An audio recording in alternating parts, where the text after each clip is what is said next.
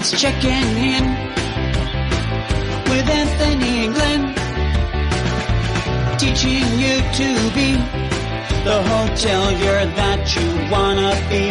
It's checking in with Anthony and Glenn. Anthony! You got good stage presence, brother. Thanks, man. Well, I learned it all from you, for sure. I don't think so. How's everyone this morning? It's great to be here. How many people seen Hotel Impossible? All right. Well, thank you. What is this show? Haven't heard of it. It's a little show called Hotel Impossible. We've been on for 9 years, so thank you very much. And we had a video for our new show, Extreme Hotels, but it's not working out. But it's great to be here. Thank you very much for having me. Yeah, so I should say to all the people that are listening or not in this room, we are coming at you recording live at the Cobblestone Hotels annual conference, or is it every 18 months still, Brian? It is. We tried that once. Right. And decided that we wanted to keep it on the normal cycle, so we're back to every year. I really like it. And this is Brian Wogernese speaking. He's, of course, the CEO of Cobblestone and other entities. So thank you for having us here at your amazing conference. Hey, thanks for being here. We appreciate it. You know, one of the things I found out over the years, I've been doing this 32 years, so even before TV, I've been in the business, everything from operations to asset management to development to ownership. And one of the things I find the most interesting is builders tend to make the best hotel people. Do you agree with that? Builders make the best hotel people. People who build hotels, run hotels, and are around hotels seem to make the best hotel people. I don't know why. Why is that? I'm not sure how to answer that because I actually started in operations. Okay. So we were. My father who was here somewhere. I don't know where we lost him, but he was more of the builder. I was the operations person, but we're now all of it. So. But you understand building, and I understand enough to be dangerous. That's good. So, but I have some great people that build for us and do a great job. So. All right, so I want to know, I play with Legos a lot. Would I be good at building hotels? He still plays with Legos. Matter of fact, when I come in and we're doing the Check It In podcast, he's always playing with Legos. Well, they make great sets these days. You should see the giant Millennium Falcon they have out now. I want one of those. So do I. Okay, Kim, can you Google that for me? So what's been the biggest challenge going from operations to what you're doing now in building, developing, franchising? Well, I think the biggest challenge is, labor everywhere. So that's not news to anybody. But when we started building hotels and franchising, so we were hotel operations people. That was it. And I was telling the group of managers that we had meetings on, I think it was Friday. I said, my goal was to have a management company manage about 8 to 10 hotels. And I thought I was going. That is when I arrived. And I'm sitting in front of this group of about 80 managers. We manage about 80 hotels now and franchise with almost 140. So, I think the biggest challenge with us over the years was our growth. I mean, we went from corporately 5 employees to 50 employees within about 5 years. So, and I have great people now, but back in the day, and this probably doesn't sound good, but if you could fog a mirror, you were probably getting a job with us because we needed people. So we had a lot of growing pains, but that's not the case today. We have some great people working for us. The heads of all the companies that we have, they're young, and I think they're really good at what they do, and we've got them in, and they've had a long time with us. So that must be pretty crazy for you to have thought you were going to arrive at 12 to 15 hotels, and now you are well over 100, on your way to 200. How does that make you feel? Well, it's exciting. So now there's no boundaries. It was, the 8 to 10 was you arrive. Now it's, I don't know where the end is. So, which is good. Now you just hold on. Huh? Now you just hold on for dear life. It's not as bad as it used to be because there were some days you went home and went, why are you doing this? Yeah, but one of the things you said people are hard to find. No matter where I went, from Yakutat, Alaska to Knob Noster, Missouri to New York City, everyone says it's really hard to find good people, and it's true. And I talk to young people all the time, whether it be managers, people coming out of college, or people trying to get a GM job. And one of the things I always say, I'd rather hire potential than experience. And are you finding that people who just have a big heart that really want to be in this business? And when people say, well, I like people, that's why I want to be in this business, it's like, that's not the reason to be in this business, to like people. You have to really want to serve people. There's a difference. Because I don't like a lot of people, but I love the hospitality. I know that every time we get together. I wasn't going to say that, but it was going out of here. No, but so when you're because a lot of people coming out of college are like, well, I don't have experience, I don't have this. It's like show up on time, look good, pay attention, have a little bit of knowledge of the company, and just be who you are. Well, and that's a win today. So and I completely agree. We see that in a lot of the small. So we're in a lot of small communities, even down to 3,000 people. Some even one's even 400 and some. So we know when we go into these communities, we're not going to find it. Probably not going to find an experienced GM. So then it's good work ethic, good personality. We can train the rest. And some days a clean palate is easier to train than a lot of bad habits. So we got used to that many years ago. That we knew that we were going into a lot of small communities, we weren't going to find the experience. And they didn't have any real hotel experience coming in? Nope. So how do you transform somebody who has no concept of what a general manager's role is into a performing person for the company? I have really good people that do. Yeah. So the head of our management company, Amanda Eggstrom, so that's her battle every day. And I'm more on the development side with my partner Jeremy, and our running joke is we're going to develop and build it, and after that it's an operations problem. But I can relate to, I was a GM back in the day, so I've cleaned my share of rooms, I've checked people in, I've done my audits, and for those GMs out there that have to do the night audit and clean rooms and do all that stuff, thank you. I've rarely met a person that shows up, pays attention, is early, is eager, that can't run a hotel. I don't care if it's a 20-room hotel or a 200-room hotel or 500-room hotel. If you're paying attention and you care about doing a good job, the hotel business, no business is really, like brain surgery, I imagine, is difficult.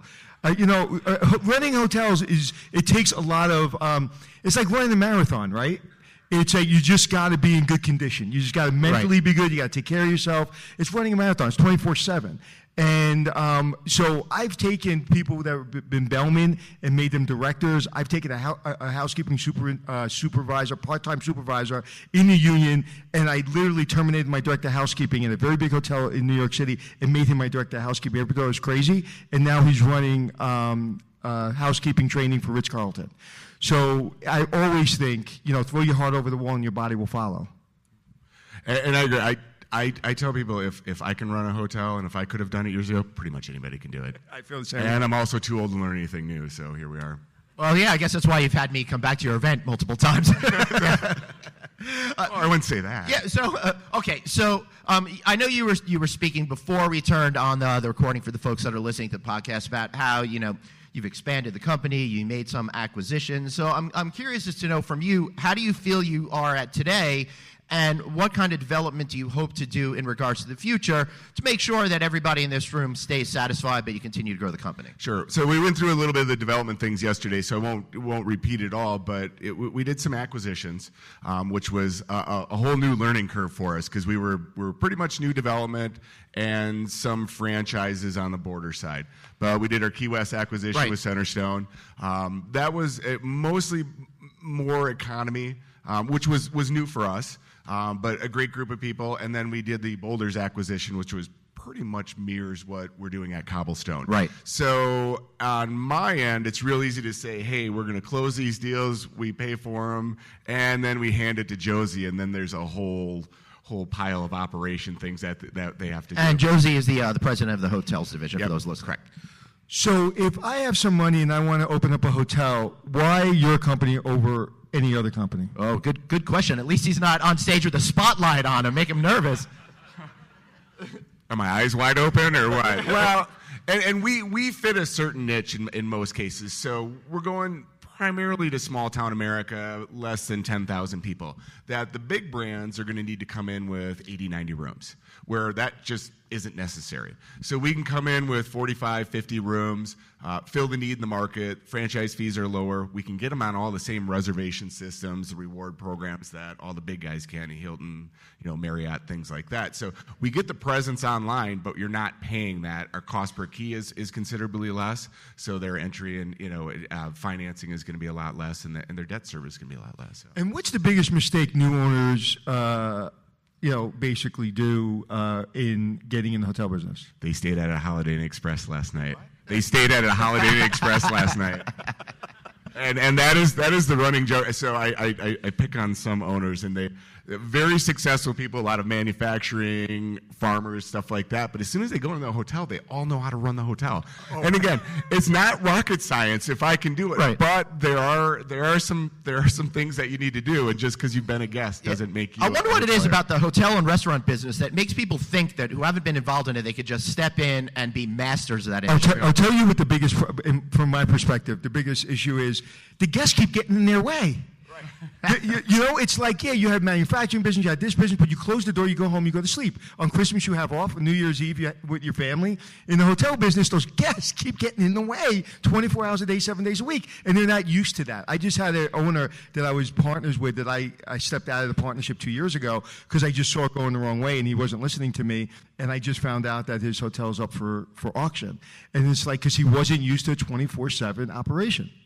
Well, that's why I have a good friend that's just in the restaurant business. I always tell him he has it easy because at least he closes and he gets to go sleep for 5 hours. He doesn't have to worry about it. But no, it is 24/7, and I think we have a new property over in Wisconsin that's a corporate store, and I see the GM every now and then, and she's like, "Oh, I'm working 16, 18 hours straight because the night auditor didn't show up," and I feel for them having to do that. My favorite advice to a new owner is like, okay, at 3 o'clock in the morning, like 3:45, not earlier because they're running the audit, and not any later because people are starting to come in. About 3:45, go in with your camera and take a picture of the night auditor. He's usually behind the front desk on the floor with a pillow sleeping.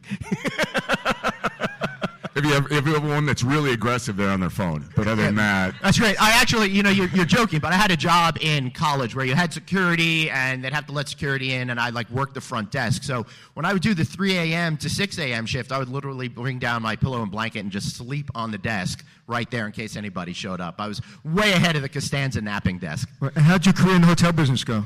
Was that? How'd your career in the hotel business go? Well, it was my dorm, and it must have gone pretty poor because I'm doing a show with you now.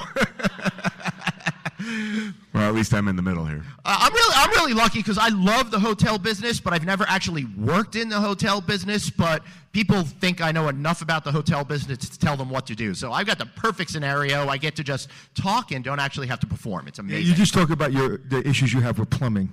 Yeah, well, we could do a whole series of shows just on my issues with hotel plumbing. That's for sure. I may even have something in regards to hotel plumbing a little bit later, so who knows? Not to get everyone too excited in this audience. All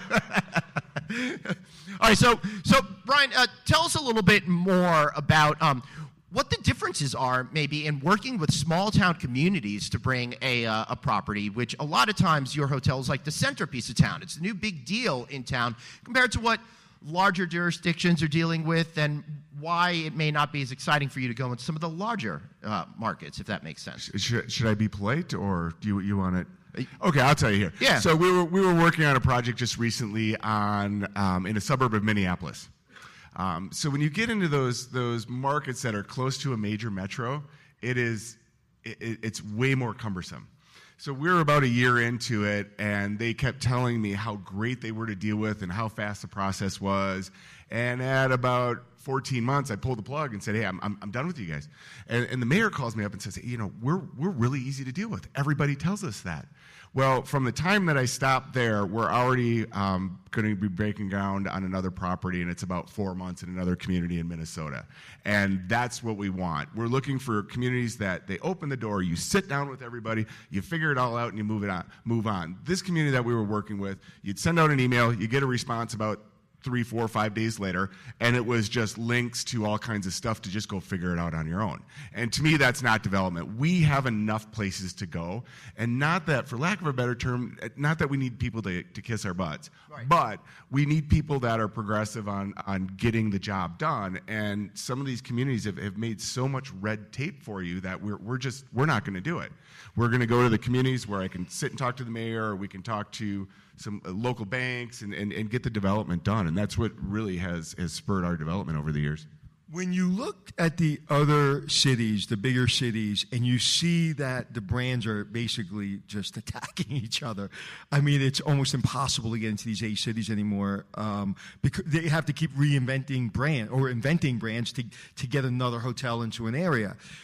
Do you ever see that coming down into the smaller towns where, okay, they're looking for another niche, and so they're going to come down and start pushing into the smaller towns? They're trying, but even their smaller models are getting down to maybe 70 rooms. So the way we say the problem with a lot of those bigger companies is they're publicly traded. They're all bottom line revenue for the investors, and they're only making money they're only charging franchise fees. They're not a management company. They don't have construction. That's all they want at the top. So if you have a 40-room hotel and it's grossing less than $1 million, that's not that attractive to them. We're small enough that we can handle that. We have a great team, and we can afford to do that. But no, it hasn't. There's been a couple of brands that have tried, but it hasn't happened. Right, so. and not to get controversial, but when you see the bigger brands, they've kind of gotten to being fee companies, and they're not doing the touch points. They're not really helping you run the hotel. They're not really teaching you the business. Do you ever see yourself going into a bigger city with bigger rooms, more rooms? To us, a big market is, what are we, Appleton? I mean, we're Neenah. That's what, maybe 400,000 people. We're just on the fringe. That's it, and we're on the outskirts. But again, us, we're the big markets for us is what other people would consider a tertiary market. So it must be difficult to go in these small markets and get any analysis like star reports, because a lot of people in those areas don't report. How do you get the analysis to ensure that you're making a good decision? Do you have feasibility people that want to answer? Just so you know, I just met them, and I said that on purpose. That was for you. Oh, you talked to her. Yeah, there's a setup. You want to answer that? Yeah. All right. Well, we got Jessica Junker who's going to speak, but we don't have a microphone for her. Maybe just come on up, and I'll give you mine. I'll meet you in the middle. Put you on the spot. Come on. It's all right. Don't freak out, Jessica. Come on, don't be shy. Yeah. All right. Because that's the thing when I'm trying. The applause was really meaningful too. When I'm trying to find. All right, here we go. Over here. All right. Talk to us, Jessica. We just roll up our sleeves, essentially, ask the questions, talk to the community members, talk to the business. Well, introduce yourself. Jessica Junker with Core Distinction Group. We do hotel feasibility studies. And that's what we do is we go to the markets, we sit down and talk to everybody. We literally sit down and dissect every need that these small communities have. So you can pull a star report within a radius, and all that's going to, we look at that as giving you what maybe the average ADRs are in a surrounding area. But what they do is they come in, and they even do, so when we do our corporate deals, they kind of come in and do that for us. They sit down and figure out where the room generators are, because there's no data. I mean, we can get traffic counts and things like that, but I'm not going to lie, there's a lot of pioneering. Yeah, I was about to say, it must be, some sort of, you just got a feeling at the end of the day that it's going to work. That's exactly right. Our experience in the industry, we use that as kind of a gut feeling to move forward with the project, but we build them from the ground up. Every community needs one room. It's a matter of if you need, like Brian said, 40 rooms. So we have to literally build it from the ground up on one room every day, and then we decide if it makes good business sense. So. Well, and that's it. What Jessica said. I always told them that every town needs a hotel. Does it need 2 rooms or 200? All right, great. Thanks, Jessica. That was awesome. Let's hear it for Jessica Junker. And has there been a market where you got really, really close and you were just about to pull you were about to go, in and you pulled the plug at the last minute because there's something that just wasn't right? Yeah, the one I was just talking about. So I think that's about it. Some of them, so I think we did roughly 10 hotels last year.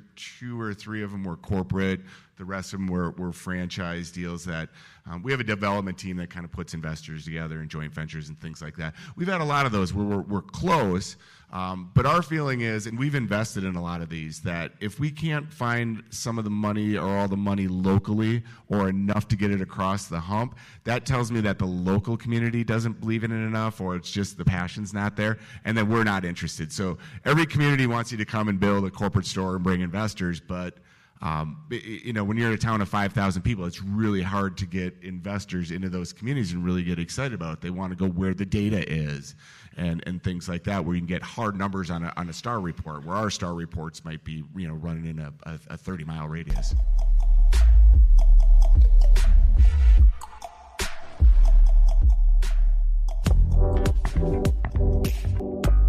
Hey everybody, Glenn here. So listen to this. Cobblestone Hotels is celebrating their 10th anniversary, and man, have they accomplished a lot in the last decade. Already, they have more than 150 hotels throughout the United States, but they're in smaller and medium-sized markets. Those markets that the big franchise companies, they're underserving, they're overlooking, and in some cases just ignoring. But Cobblestone is an expert in these markets. And their president and CEO, Brian Wogernese, listen, I've gotten to know him in the last 10 years, and he has worked every job possible, including being an owner and operator. I can personally vouch for how awesome this company is, how awesome he is as an individual, because he understands the importance of finding the right combination of hotel brand and franchise owner. He's also an incredibly dedicated professional. Whether it's a Cobblestone Hotel and Suites Main Street design, Borders Inn and Suites, or one of the newly acquired brands such as Boulders Inn and Suites, Key West Inns, Centerstone Inns and Suites, Cobblestone has brands that range from economy to upper mid-tier, and one that's right for you. Quite simply, Cobblestone Hotels is the franchise for franchise owners. Patrick Mullenix, well, he's Cobblestone's new president of franchise development. Give him a call or check out their website at cobblestonefranchising.com. But give Patrick a call. He's a great guy. I've known him for a really, really long time, too.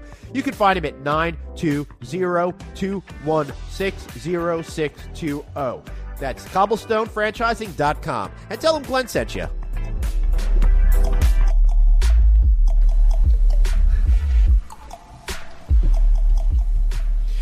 So to put this into perspective, a lot of it is like a smaller mom-and-pop motels that might already be in the neighborhood, and they haven't had a major hotel company really come in ever in their communities. So therefore, it's very hard to kind of peg everything because there's just no basis to collect information.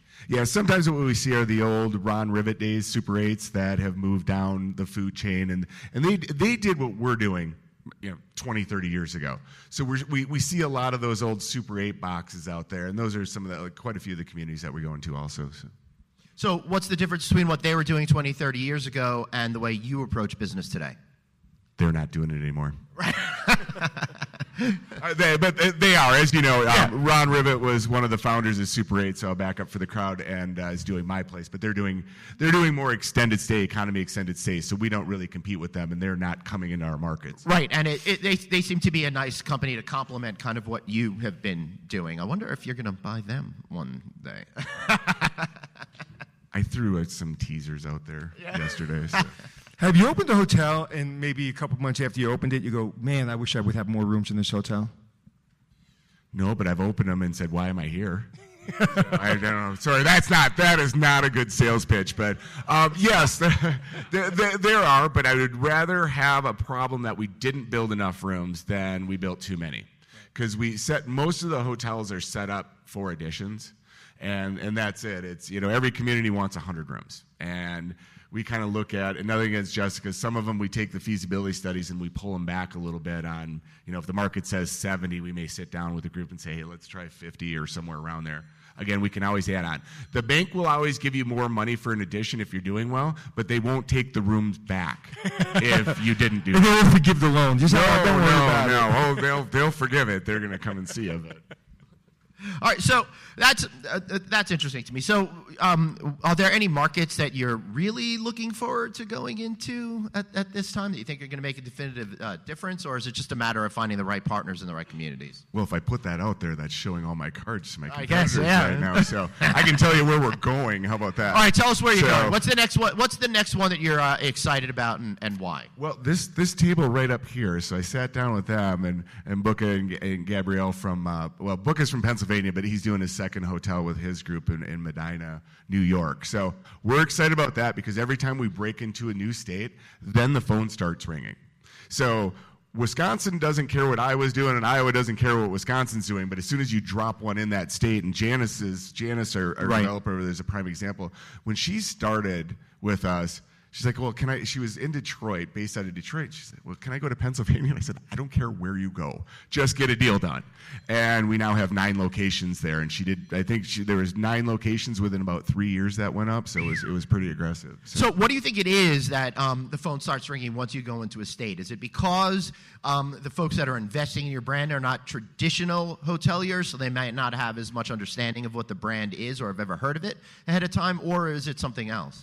It's usually the economic development people in the town down the road and said, how did you get this? So they have all called. They've all called Hilton, Marriott, and have not gotten a call back. And then they called Choice and Wyndham and ended up with a franchise sales guy that just wants to sell a franchise. So what we do is we're the franchisor, we're the developer, we're the builder, and we have our own management entity. So we can do everything from start to finish.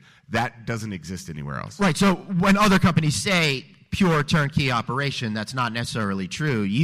If I have no experience in the hospitality industry, which by coincidence I don't, I could just come to you and you could work with somebody for the feasibility study. And once Jessica gives the thumbs up on that, then you could build it for me. Then you could operate it for me and do everything for me, essentially. Right. The one piece we don't do is the feasibility study. That needs to be completely outsourced. But other than that, we can do everything else start to finish. We can help with the financing. We can talk to the banks. We know the language. Again, if you go with somebody else, and not to pick on Choice and Wyndham, great companies, but you need a franchise sales guy. Then you need a developer, and you need a builder, and you need a management company. Right. And you need to coordinate all these 4 entities to get that thing To be done. fair to these bigger companies, you're something wholly different than what they are. So it's really an apples to oranges type of comparison that we're making. That's you covering your butt, isn't it? Yes. Sorry, I don't mean to get Thanks you in for calling trouble. me out on that. I appreciate it. So you build a hotel, you're managing a hotel, and the owner all of a sudden, 6 months, a year from now, after opening, they think this is easy, I can manage my hotel. Does that happen? There's a few out there, and it does. And if we do our job, that's what happens. We do get fired. And I was talking to a group, Mark up in Ashland, and our group, and they have an experienced manager. I said, okay, when are you going to fire me? And so I think he's going to get through the summer and learn the process. But again, they have an experienced manager. Our concern is that the hotels get out of the gate the right way, because we've seen so many come out of the gate the wrong way, and it's so hard to fix them after that. And again, everybody's, we have a rate strategy, and I'm a rate integrity guy. So where some people want to run out of the gate and charge $39 because they think they're going to get more occupancy, and in these markets, you either you're getting what you're getting, and it's hard to recover from a bad start like that. But by you getting him to do things right from the start, you're going to put me out of a job. Oh, trust me, I travel enough. You have plenty of things to do. People say to me, Anthony, like, how many hotels do you think are out there that you can do? I said, a lot. We've been 9 seasons, with specials, 150 shows, and there's literally it seems like there's no end in sight.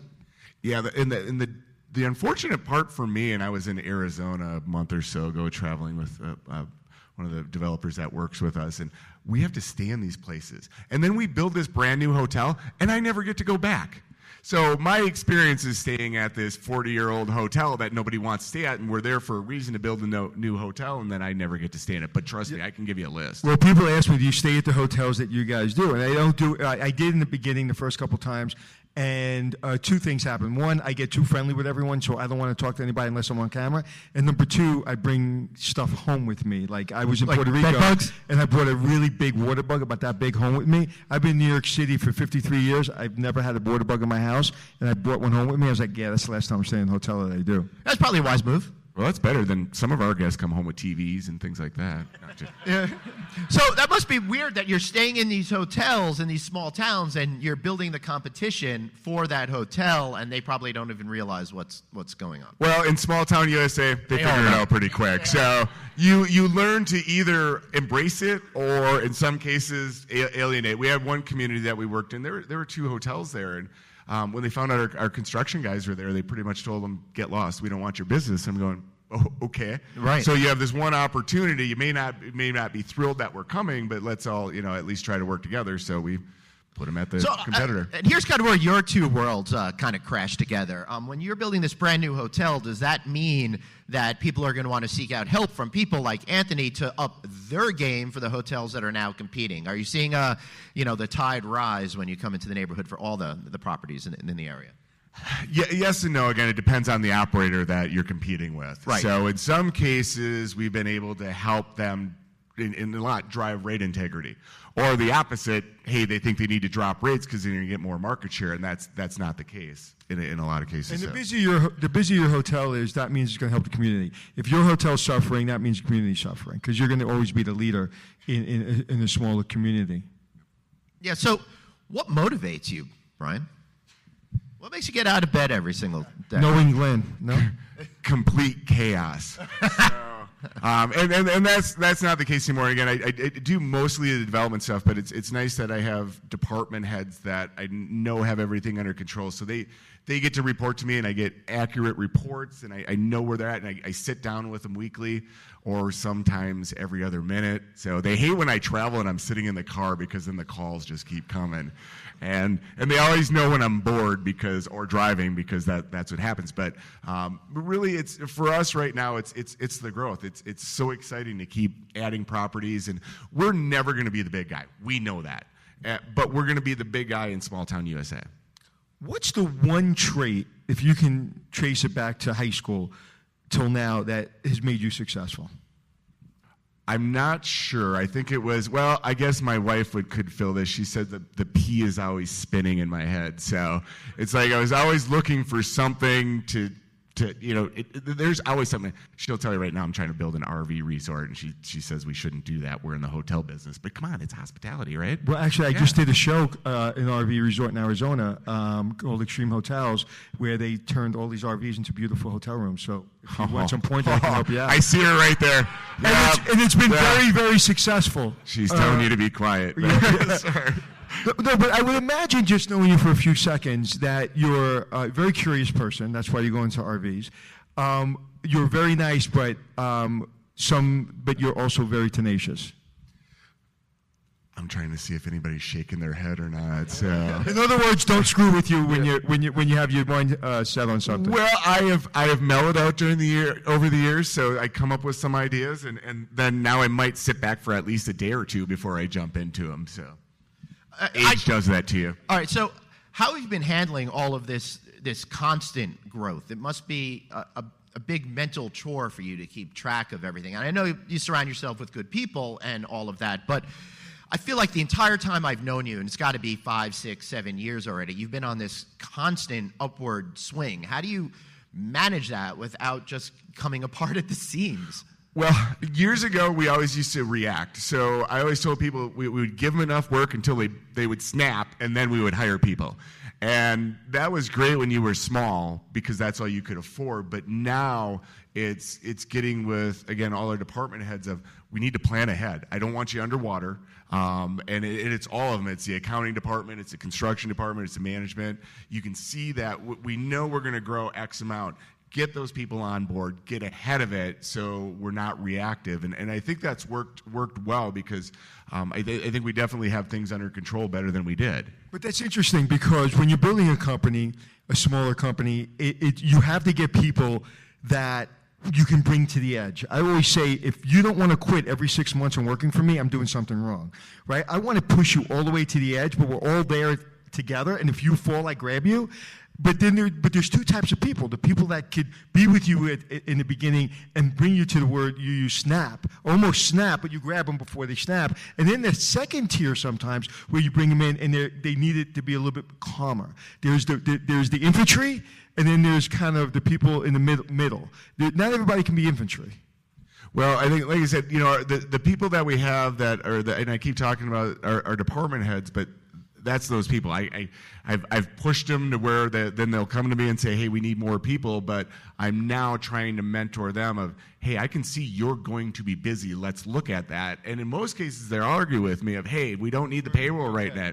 But I'm trying to protect them from themselves now, which is not how it was 10 years ago, because you just didn't have the revenue to have the staff back then. But now we do, and I want everybody and even the GMs and everybody, they need their lives. So we're a little more sensitive to that than we were years ago. Of, hey, you have family, you need to take care of yourself and have a little downtime. Now they don't do it, but I'm trying. Right, and one of the things that I talk about a lot is I talk about building your personal brand. And when people say, well, I work for a company, I don't have a personal brand. Well, of course you do. Everyone has a personal brand. The second you're born, you have a personal brand. Like if you have siblings, who is the smart one, who is the one that had trouble in school, who is the athlete. So everybody's building their personal brand. I think as leaders in the industry, managers in the industry, it's our purpose to get people to bring their brand to work and take our mission statement and basically bring both of them together and really bring yourself to work. A lot of people's like, well, this is what the company wants. Well, that's how people become miserable. And what's the one word, if I can just get a shout out, that would describe this company, the people that work for the Cobblestone? What's the one word? Anyone? Family? Is that what somebody said? That's what I heard. Yeah, and that's what I heard before, too. That's why I asked. That's why I'm backing you up. Right. So I'm glad you're backing me up. So tell me about that. They said the word family. Well, yeah. To be fair, it was his son that said that. Just joking. Just joking. He's not even paying attention back there. He's on his computer. So, yeah, I think that's it. So the big announcement yesterday, you weren't here, is, here's going to shout out, where's the convention next year? Vegas. All right. Am I the... Where was that? Orlando? Did I hear? Disney. Oh, fun. So you're gonna. I just want to get this straight right now. Oh, Disney. Yep. All right. So you're gonna rent out Galaxy's Edge for all of us, right? You're gonna rent out the Galaxy's Edge. Yeah. I'm sure. No, absolutely not. They won't even discuss that. No, I bet. So it's not even open for discussion. But and that's it. A lot of the people that have worked with us and at the top level have been with us for years. I have one, Steph is, and I'm gonna get these numbers wrong, but she's over 20 years. Josie's going on 15 or 16. Amanda's almost 10, and so is Stu. So either I've done something right or nobody else will hire them. I don't know. I don't know what it is. So I hope you don't take that personal. Love you guys, but and they have, and they even step back and they get more upset about things that happen than I do, because they feel that people aren't doing the company right or doing us right, and I have to kind of tone them down. But they have treated this more like their company than I don't want to say than I do anymore, but it's equal. Yeah, so, I always say if you have employees, if you really have a family and you're really doing it right, you never have to worry about the troubled employee, because they take care of them before it ever gets to you. Yeah, so the question I want to ask, which complements that, is how do you create that culture of family to make sure people feel warm, welcome, and part of everything? I honestly don't know. And I'd like to say that there's some magic sauce for this, but I could tell you it'd be real tough to do this again. I mean, we've had a great 10 years in the Cobblestone piece. We've always, we've also been in the hotel business before that. But I don't know if I'm old, or I don't know if I could do it again, because I look at all the people that we have, and I just don't know where I'd find these people if I had to start from scratch again. Well, if I could use a word, you're being very humble, but again, just being here for a little while, I'm going to use a word that I think has made your company successful and made you successful. It's called transparency. Right? There's nothing hidden. There's nothing behind the wall. Everything is out there. We're trying to do the right thing, the right way, with the right people. And when you build that way, when you're transparent and you're vulnerable, people feel that, people sense that, and people want to work for you. If you don't have that sense of transparency and vulnerability, you can work for any company and you're going to hit those walls. Here it seems like, hey, if you're just fair, you're honest, you come to work on time, and you want to work hard, you'll be very successful. And I can't imagine that that's not part of your company's philosophy. No, we're pretty much an open book. You ask us a question, we'll tell you. We don't want things lingering. I'm a little more politically correct about it than my partner over there, Jeremy, but you get, yeah, you guys, you know what I'm talking about. So, but anyway, but you love the guy, and it's, when we sit down, it's you know what we're thinking. We're not going to sit and debate this for years. We want to be up front, sit down. If there's a problem, get through it and tackle it and move on, because these things linger and they grow, and people, if we don't address it, it just gets worse. When people say to me, Anthony, you're so direct, I said, I'm not being direct. I'm just being transparent. I don't want you to have to, worry about what's going on in my mind. I'll just tell you what's going on in my mind. Right, and you might not like what you hear, but it is what it is. And I like to say every day's rosy in this business, but it's not. I've found maybe a couple of people, and 2 people popped to mind, that don't like transparency and don't like the truth in my career. Almost every single person I've ever dealt with, and I told them the truth, and it could be really hard truths. They respect it because they don't want to make the same mistake twice. Sure. And that's kind of where we're at. So again, it gets the things moving fast, and I think our people are pretty good about that too. Of we're gonna tell you where the line is, and if it works for you, great. If it doesn't, we can agree to disagree. Now, I don't know how you are behind closed doors, but you always seem to be super nice, super friendly, an even-keeled demeanor. How do you keep that going with all the challenges that you face while building multiple companies? Josie, how are my emails? So they're stuck with me on the weekends. So you never stop working. I think we've had this conversation. So the Sunday is my day to sit down and go through the hundreds of emails that you had over the week, and then you start looking into hotels and you're looking at numbers. And Amanda gets this too, and then they get random. Hey, what's this rate? And I think the emails sound worse than they are, but that's when I get caught up on stuff. So I think you would have to ask them. On what that sounds like and feels like. I try to keep it in because I know they have a lot of things going on, and especially on the management side, you have all these hotels that I don't even know what's going on in the weekend. By the time I get back on Sunday, it was this, and this, and she's tackling that, and then she might be getting some grief from me on the back end. So I got to try to be a little more sensitive to that we run all these hotels, and there's things that, there's a pipe that broke the other day in Lake in Kansas, and I found out about that, but they deal with it, they handle it. Are you able to find work-life balance at all? Kim? Oh yeah, she's shaking her head yes. So yeah, I think I won. Thanks for answering that for me. It's interesting when people say work-life balance. I always felt guilty about that when I take over hotels, and I work people 18 hours a day, 7 days a week until we turn it around, and then I realize I'm not doing that. They're choosing to do it, and then once we get it turned around and once we feel like we can breathe, then you can work 4 days a week. I don't care as long as you're doing your job. And I think, Jack Welch in his book, I think it was chapter 6 actually, he said work-life balance doesn't exist. Sometimes you work really, really long hours and really, really hard, and sometimes you play really, really hard. I know in my own career, there's sometimes I'm on the road, when I do Hotel Impossible, it's 4 days on and sometimes a week off, 2 weeks off. When I do my other shows, sometimes 13 days in Europe or wherever we are in the world.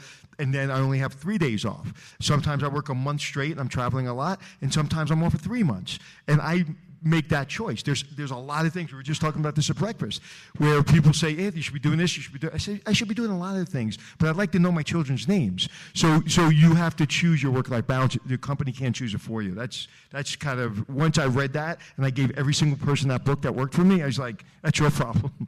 I always say, if you have a softball game for your kid on Friday night, and you have a report due Monday morning, I want both. If you tell me you didn't go to your kid's softball game on Friday, I don't really want you working for my company. But if you can't wake up early on a Sunday morning or come in the office Sunday night and get that report from me, that's your choice. I need the report, but I also need you to take care of your children and take care of yourself. Well, and I completely agree, and I'd say that's our philosophy now. That probably wasn't mine 20 years ago. Your work comes first, because that's where your paycheck is, and that's what supports your family. As you grow older, you realize that's not the best thing, and that's not the best thing for your employees, and they have to figure that out. Now, the GMs, I don't want you to take this the wrong way. They have the worst job, and it's not the worst job; it's the hardest job, because they are on 24/7.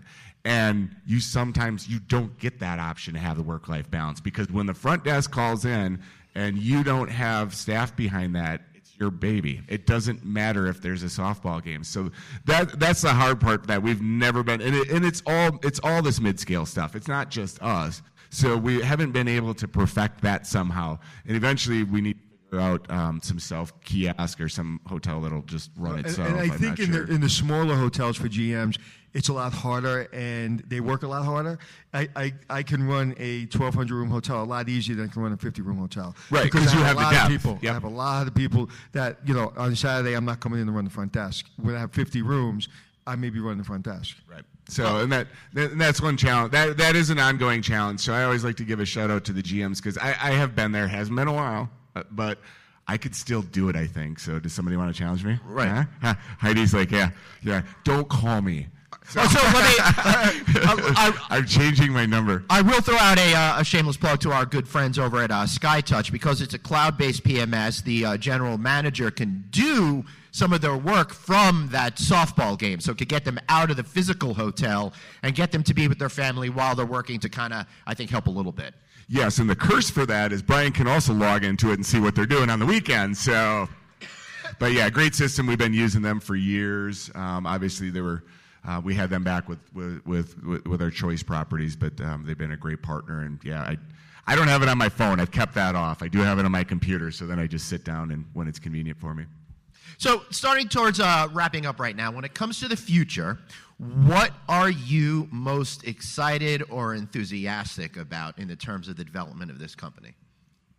Well, I'm excited. So here we have, existing franchisees, GMs, and prospective franchisees. To me, it's always the new locations, and not that the old ones aren't great, because I love seeing everybody that's here. That I was talking to some of the people from Colorado, and the other night we tried to figure. I don't even remember.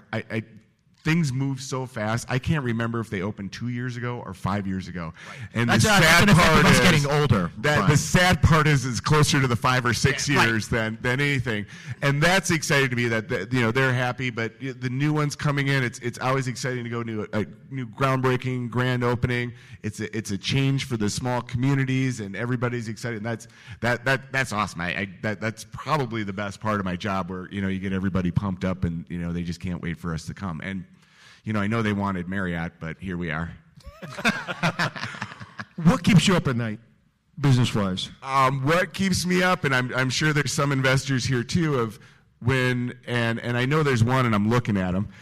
When you open a new hotel and you're the investor, and you're right there. It's like you put some capital in there to working capital, and you're looking at the numbers, going, is it going to make it? Or am I going to have to dig in my pocket, or am I have to call some partners, and we're going to have to put some more cash into this?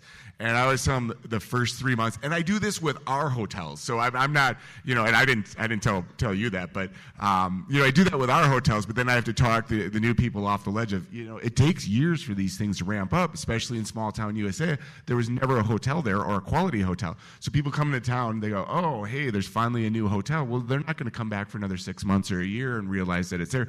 They're not going to Google if there's a hotel in that town, because there's never been one there before. Right, so why would they even think about it? So, we're on all those channels, all the OTAs. You can find us on Google, but so that is what keeps me up at night. It's for us and for the investors of all the money that they put into it, making payroll and making the bank payment. Yeah, the two words, I was just talking to a college class recently, and there's two words I said, everybody repeat after me, that no owner wants to ever hear.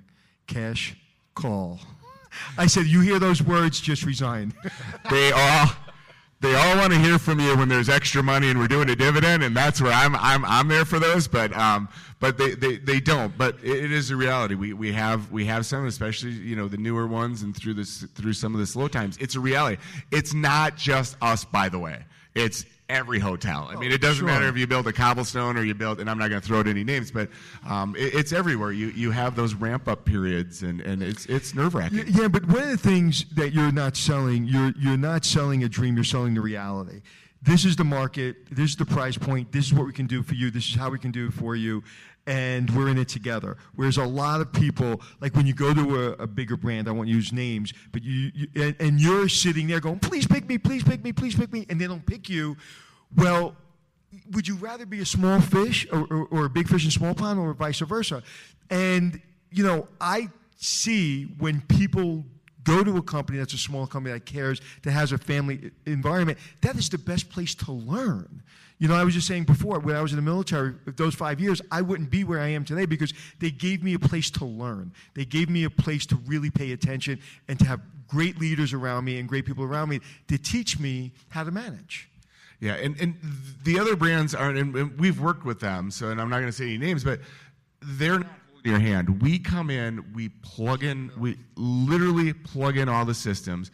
We leave people there. We train everybody. We leave people there for, is it a week or two after the hotel opens to make sure, and that's the hardest couple months for the GM. They just went through a new opening, and that's frustrating because GMs, they hire all the staff, and they clean up after our construction company, and then the guys come back, make a mess, and then they clean up after them again, and this goes on for months. And then they finally get the place open, and everybody walks out the door, and it's your baby. Well, we try to set it up where the GMs can get a little bit of downtime. We go home and sleep. We bring in other GMs to help with the staff on the overnight so they can go home and get a little downtime. See, it's interesting you say that because what happens is when you open up that hotel, you've been working 2 years or a year or 6 months. You're exhausted, right? And you feel like that's the finish line, right? But it's not. At exactly the moment when you open that door at 9 a.m., you're supposed to be all energetic. You're like, "What do you want?" Right? So that you even understand that and that you appreciate that and then you support that. Again, tells me a lot about your company because most people don't even think about that. Well, and that's, it's the finish line for me as, the franchisor and the construction company. It's the starting line for the GM, and they are tired. So we've been saying, and we learned that from one other franchise company that no longer exists. Well, it exists. It's sold. But that's how they did things. So I don't want to say I created this on my own. What I did is all the stuff that we do, we've picked from other companies, but we've picked the little pieces that made sense and kind of put them all together. But I think, and I don't know what some of those are, like My Place and things like that. I don't know what they're doing, but I know some of the bigger brands are pretty much plugging in the computer and saying, "See you later." Listen, the majority of people, when you're in a company and you're taking care of people, the majority of people will respect that and do the right thing. And the people that take advantage of that, they eventually pop themselves out of the company and, as I say, promote themselves to customer. And, but it's never doing the wrong thing, right? By treating people with respect and making sure that they're comfortable and they're rested, you can never lose. And the people that take advantage of that, they won't be around too long. Beautiful. Anthony, you want to ask that famous last question? Yes. So at the end of, he looks nervous. So get worse? No, actually, at the end of checking in with Anthony and Glenn, we asked the question, tell us something we don't know. It could be anything. It could be personal, professional, anything. Anything. As a matter of fact, I'd rather it's something like, personal that like somebody wouldn't know about you. Really? I've always wanted to be a rock star. All right, so tell me about it. You have the hair for it. Go ahead. But my kids told me, nice try. So. Can you sing? No, not at all. Okay, can you play an instrument? I got the look, maybe, but that's about it. No, I can't even play an instrument. You can't play an instrument? No. You know what? But if you put your heart and soul into it, you can be successful. No, not really. So you guys will see me on the circuit. Why do you want to be a rock star? I have no idea. Are you serious though? Yeah. Are you a karaoke guy? No, not at all. So I have nothing. So you asked, okay? All right. He just likes holding the mic and being on stage. So there you go. You're a rock star. So yeah, it's really warm up here now. I like it. All right, so Anthony, tell us something that we don't know about you.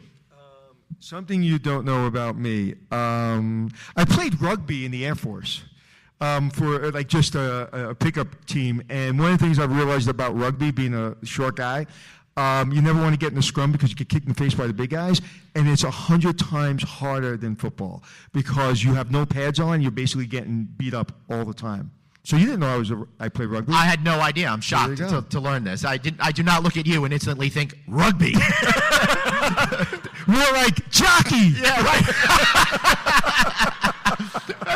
Hey, to be fair, I did bet on you and won at Santa Anita, so thank you for that race. So, Glenn, tell us something we don't know. Outside of your plumbing issues with hotels. Well, this is like plumbing adjacent. I realize that when I take showers, I still act like I'm 6 years old with the shampoo hitting my eyes. I close my eyes so hard that sometimes I find myself off balance and I fall on my side.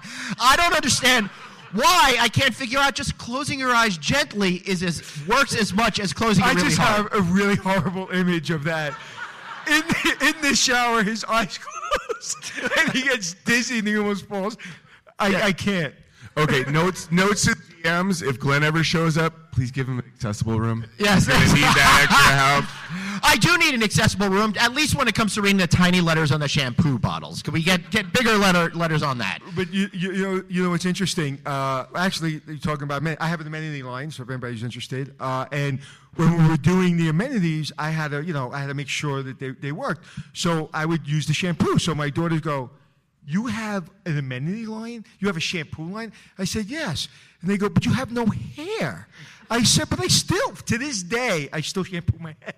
I don't know why. I don't use soap. I need shampoo." So it smells pretty. All right. Well, thanks for shooting a great visual right back at me. All right. So I guess we're going to wrap this episode up. So for Brian, Anthony, and myself, Glenn, thanks for checking in. All right. See you. Thank you, everyone. It's checking in with Anthony and Glenn, teaching you to be the hotelier that you wanna be. It's checking in with Anthony and Glenn.